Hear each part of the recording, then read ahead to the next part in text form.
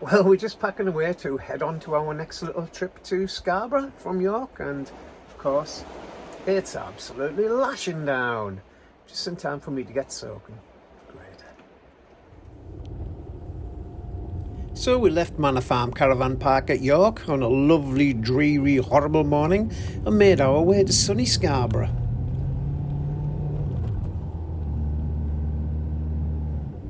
It wasn't really this sunny when we arrived. This is from day 3, but it's just to show you what the campsite looked like. As you can see, we were pretty close to the sea. Well, just a couple of big fields to walk across, but really miles from Scarborough itself. We're at Scarborough. The weather had improved vastly, as you can see, though it was very windy still. So Scarborough, yeah, it's just your typical seaside English resort. We're just getting our bearings really for the first day. Maybe 7 pints.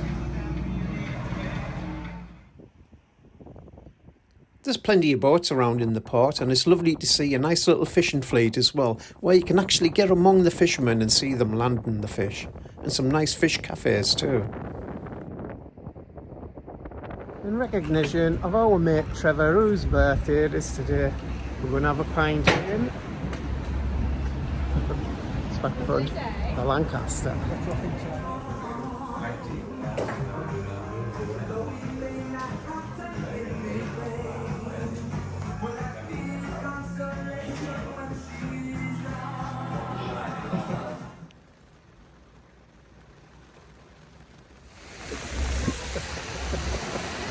It's that lovely here, isn't it, Brent? No, it's not.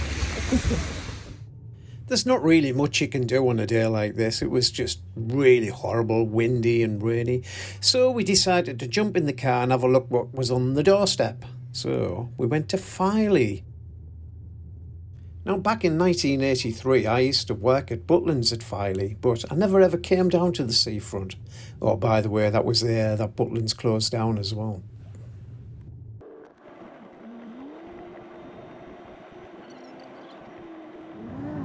From Filey, we moved on to Bridlington, where I used to live when I worked at Butlins.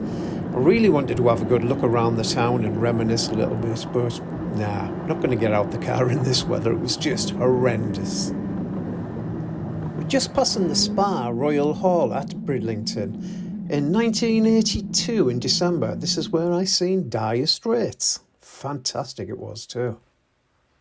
I wanted to drive down to Flamborough Head, where there's some spectacular chalk cliffs, but again you had to pay to park, which I'm not very keen on, as you well know, and it was just horrible.